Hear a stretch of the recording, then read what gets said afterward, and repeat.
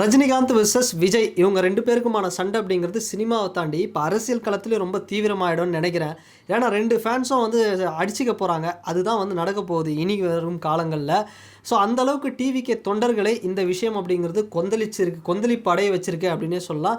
அப்படி என்ன ரஜினிகாந்த் அவர்கள் பேசினார்? இப்போ ரீசெண்டாக இசைஞானி இளையராஜா அவர்களுக்கு பாட்டு தலைவனுக்கு பாராட்டு விழா அப்படின்னு ஒரு விழா அப்படிங்கிறத நேரு ஸ்டேடியமில் டிஎம்கே எடுத்து நடத்துனாங்க. நிறைய சினிமா பிரபலங்கள் எல்லாருமே வந்திருந்தாங்க. ஸோ முக்கியமாக முதலமைச்சர் மு.க.ஸ்டாலின் அவர்கள் அதில் வந்து கலந்துக்கிட்டார் அந்த ஒரு விழாவில். சரி, இதெல்லாம் ப்ராப்ளமே இல்லை. ரஜினிகாந்த் அவர்கள் பேசுனது தான் கொஞ்சம் சர்ச்சையாச்சு அப்படின்னே சொல்லலாம். அவர் ஒரு பக்கம் இன்டைரக்டாக வந்து டிஎம்கே சப்போர்ட் பண்ணுறாரு, அட் த சேம் டைம் இன்டைரக்டாக வந்து விஜய் அவர்களை தாக்கிட்டாரு அப்படின்னே வந்து சொல்லலாம். இது எந்த அளவுக்கு வந்து உண்மை? ஆனால் இந்த இடத்துல நான் ஒரு விஷயத்தை ரிவீல் பண்ணுறேங்க. விஜய் அவர்கள் பேசினார் பார்த்தீங்களா, இந்த மாதிரி ரிட்டையர்ட் ஆகிட்டு நான் ஒன்றும் அரசியலுக்கு வரல அப்படின்னு. அந்த ஒரு விஷயத்த அவர் சூப்பர் ஸ்டார் ரஜினிகாந்த் அவர்களையும் கமல்ஹாசன் அவர்களையும் தான் சொன்னார் அப்படின்னு வந்து சில பேர் புரிஞ்சுக்கிட்டாங்க. ஆனால் அவர் அவங்கள சொல்லலை. யார் திரும்ப சொல்லியிருந்தார்? எனக்கு தெரிஞ்சு விஜய் அவர்கள் அந்த ஒரு கருத்தை வந்து சரத்குமார் அவர்களுக்கோ கருணாஸ் அவர்களுக்கோ சொல்லியிருக்கலாம். ஏன்னா அவங்கெல்லாம் பார்த்தோம்னா அவங்க தான் வந்து ரிட்டையர் ஆகிட்டு கொஞ்சம் ஃபீல்ட் அவுட் ஆகிட்டு ஃபார்ம் அவுட் ஆகிட்டு வந்து அரசியல் கட்சியை வந்து ஓப்பன் பண்ணாங்க. அந்த மாதிரியெல்லாம் வந்து ஒரு கருத்து இருக்குது. ஏன்னா முக்கியமாக அவங்க 2 பேர் தான் பார்த்தோம்னா அந்த மாதிரி சில பேர் விஜய் அவர்களை வந்து அப்படியே பயங்கரமாக தாக்கிக்கிட்டு இருக்கிறாங்க. இப்போ கருணாஸ் அவர்கள் சொல்கிறாரு, நான் என்கிட்ட காசு கொடுத்து பாருங்கள், விஜயை விட நான் வந்து பெரிய மாநாட்டை வந்து நான் நடத்தி காட்டுறேன் மதுரையில் அப்படின்னு சொன்னார். சரத்குமார் அவர்கள் வாரிசு படம் வரைக்கும் கூடவே இருந்துட்டு இன்றைக்கி காலை வாரிட்டார் அப்படின்னே சொல்லலாம். அந்தளவுக்கு விஜய் அவர்களை போட்டு தாக்கிட்டு இருக்கிறாரு. டிவிகேவை வந்து கலாய்ச்சிட்டு இருக்கிறாரு, பிஜேபியில் ஏதாவது சீட்டு கிடைக்குமான்னு. ஸோ இது வந்து சரத்குமார் அண்ட் கருணாஸ் இவங்களை வந்து தளபதி சொல்லியிருக்கலாம். ஆனால் இதை தப்பாக புரிஞ்சுக்கிட்டு இல்லை அவர் வந்து யாரை சொன்னார்னா ரஜினியும் கமலையும் தான் சொன்னார். ரஜினிகாந்த் கமல்ஹாசனை என்றைக்குமே சொல்ல மாட்டார் தளபதி. ஏன் சொல்கிறேன்னு கேட்டுக்கோங்க. ஏன்னா ரஜினிகாந்த் அவர்கள் இந்த வயசுலேயும் வந்து ஒரு பெரிய டாப்பான ஒரு மார்க்கெட்டு இன்றைக்கும் ஓப்பனிங் வேறு லெவலில் பண்ணுறாரு. அவருக்கு தெரியும் அந்த நம்பர் 1 ரேஸில் ரஜினிகாந்த் அவர்கள் இன்னமும் வந்து சாலிடாக ஓடிட்டுருக்காரு. கமல் சாரும் ஓடிட்டுருக்காரு. கமல் சார் நம்பர் 1 அப்படின்னா இந்தியாவிலே நம்பர் 1 ஆக்டர் அப்படின்னே சொல்லலாம். அவர் என்றைக்குமே வந்து அவருக்கு ரெஸ்ட்டு கிடையாது. அரசியலே இல்லைனா கூட வந்து அவர் நடிச்சிட்டே இருப்பார். அதனால் அவரை சொல்லி அவருக்கு வாய்ப்பில்லை. இதை தப்பாக புரிஞ்சுக்கிட்டு சில பேர் வந்து ரஜினி சார்கிட்ட ஒரு வேளை தப்பாக கூட சொல்லியிருக்கலாம், தலைவரே பாருங்கள் உங்களை தான் வந்து சொல்கிறாப்புல விஜய், அதனால் இதுக்கு பதில் ஏதாவது நம்ம கொடுத்தே ஆகணும் அப்படிங்கிற மாதிரி என்னவோ தெரியல ஒரு கருத்தை சொன்னார். அது சூப்பர் ஸ்டார் ரஜினிகாந்த் அவர்கள் இன்டைரக்ட் இல்லைங்க டைரெக்டாகவே அட்டாக் பண்ணியிருக்காரு விஜய் அவர்களை அப்படின்னே வந்து சொல்லலாம். இப்போ பாருங்கள், ஒருத்தரை போய் புகழ போயிருக்கிறாரு, ஒருத்தரை பற்றி எடுத்து சொல்கிறாரு. அதாவது ஸ்டாலின் அவர்கள் பார்த்தோம்னா இன்றைக்கி பழைய எதிர்க்கட்சியிலேருந்து நேற்று அதாவது புதிய எதிர்க்கட்சியில் எல்லாரையும் வந்து வாங்க பார்த்துக்கலாம் 2026 வாங்க பார்த்துக்கலான்னு வந்து ஒரு புன்னகையோடு எதிர்த்துட்டு இருக்கிறாரு அப்படின்னு சொல்கிறாரு. இதில் புதிய எதிர்க்கட்சி இது கண்டிப்பாக யாரை குறிக்கிறது என்றால் விஜய் அவர்களை தான் குறிக்குது. ஏன்னா அவர் தான் புதிய எதிர்க்கட்சி, வலுவான எதிர்க்கட்சி. அந்த அளவுக்கு வந்து பண்ணிகிட்டு இருக்கிறாரு. ஸோ இது ஏதோ ஒரு வகையில் பயங்கரமாக ட்ரிகர் பண்ணியிருக்குங்க விஜய் ஃபேன்ஸ்.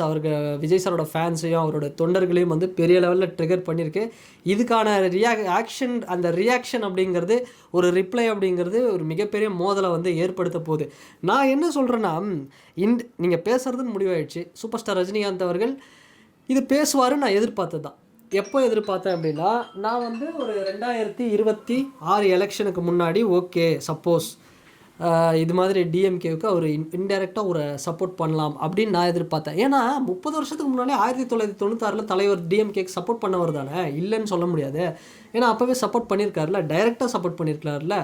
ஜெயலலிதா அவர்கள் வந்து மீண்டும் ஆட்சிக்கு வந்தால் கடவுளால் கூட தமிழ்நாட்டை காப்பாற்ற முடியாது அப்படின்னு சொன்னவர் தானே. சொல்லி பகிரங்கமாக அந்த எலெக்ஷனில் 96 அவருக்கு ஒரு வாய்ப்பு இருந்தது, வந்திருந்தால் ரஜினிகாந்த் அவர்களே வந்து சிஎம் ஆயிருக்கலாம்.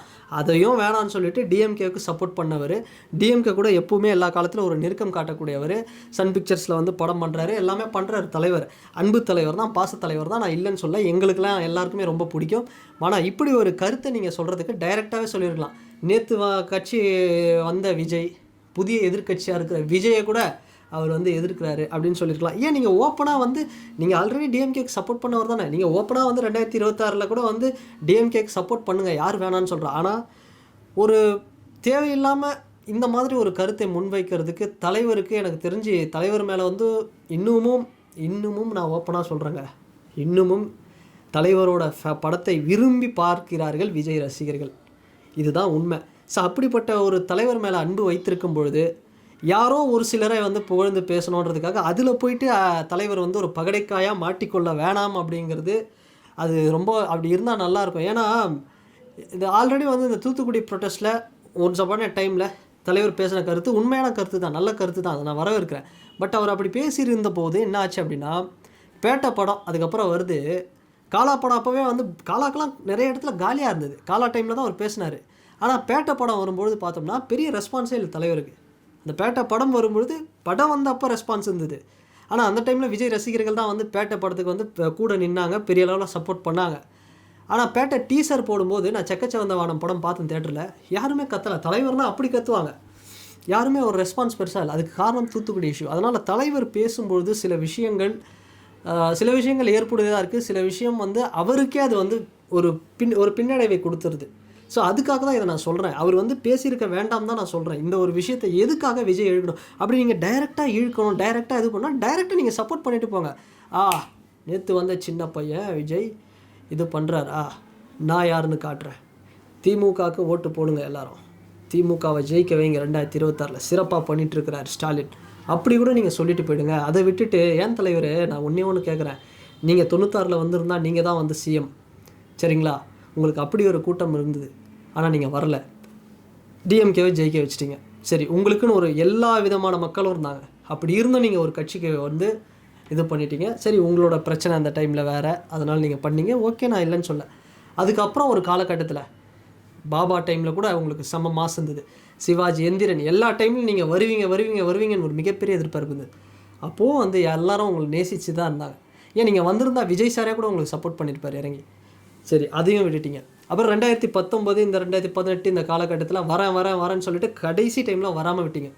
அப்போவும் சரி, அன்பு தலைவர், பாசத்தலைவர், அவர் மேலே இருக்கிற ஒரு அன்புனால யாரும் எதுவும் சொல்ல, தலைவருக்கு ஏஜ் ஆயிடுச்சு, நம்ம எதுவும் வேண்டாம் டிஸ்டர்ப் பண்ணணும். ஆனால் இப்போது வந்து இந்த டைமில் நீங்கள் இப்படி சொன்ன ஒரு கருத்து, இதுக்கு நீங்கள் டைரெக்டாக அட்டாக் பண்ணியிருக்கலாமே தலைவா. விஜயை வந்து எனக்கு இப்போ உங்களுக்கு வந்து ஒரு டிஸ்டர்பன்ஸாக இருக்குது அப்படின்னா நீங்கள் டைரெக்டாக அட்டாக் பண்ணியிருக்கலாம்ல. விஜயை கூட பாருங்கள், அசால்ட்டாக டீல் பண்ணுறாரு ஸ்டாலின் அவர்கள், அப்படி கூட நீங்கள் சொல்லிட்டு போயிருக்கலாமே டைரெக்டாக. இப்படி ஒரு இன்டைரக்டாக ஒரு விஷயத்த சொல்லி நீங்கள் சொல்கிறது அப்படிங்கிறது ரொம்ப கஷ்டமாக இருக்குது. ஏதோ பார்க்கிங் படத்தில் எம்எஸ் பாஸ்கரும் ஹரிஷ் கல்யாணம் ஒரு சண்டை போடுவாங்க பாருங்க, அந்த மாதிரி போயிட்டுருக்கு. இதுக்கு என்ன தலைவா, இது ரொம்ப கஷ்டமாக இருக்குது. நைட்டு இந்த நியூஸை பார்த்துட்டு நான் அதனால தான் வந்து நான் ரொம்ப லைக் பண்ணுறேன். அஜித் சாரை வந்து நான் ரொம்ப பிடிச்சி, எனக்கு இந்த ஏரியாவில் ரொம்ப பிடிக்கும்.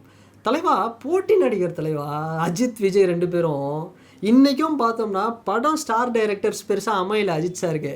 இன்றைக்கும் பார்த்தோம்னா அஜித் ஃபேன் விசஸ் விஜய் ஃபேனுக்கு தான் ஃபைட்டே, போட்டியாக அவங்க 2 பேருக்குள்ளே தான். பட் இன்றைக்கும் வந்து பார்த்தோம்னா அஜித் ஃபேன்ஸ் வந்து டஃப் கொடுப்பாங்க அவங்களுக்கு. பட் அப்படி இருக்கக்கூடிய ஒரு இடத்துலையே அவங்களே பார்த்தோம்னா அமைதியாக இருக்கிறாங்க. அஜித் சார் தன்னுடைய கூட்டத்தை இது பண்ணுறாரு. அஜித் சார் ஃபேன்ஸ் பரம எதிரிகளாக சண்டை போட்டவங்க அவங்களே வந்து பார்த்தோம்னா விஜய் சார் ஃபேன்ஸுக்கு வந்து சப்போர்ட் பண்ணுறாங்க, விஜய் சாருக்கு சப்போர்ட் பண்ணுறாங்க, டிவிகேக்கு சப்போர்ட் பண்ணுறாங்க, அதில் ஒரு பாதி பேர். ஆனால் அப்படி இருக்கிற ஒரு காலகட்டத்தில் நீங்கள் போயிட்டு இப்போ டிஎம்கே பக்கம் வந்து நீங்கள் நில்லுங்க, அது உங்களுடைய கருத்து. ஆனால் நான் என்ன சொல்கிறது அப்படின்னு தெரியல.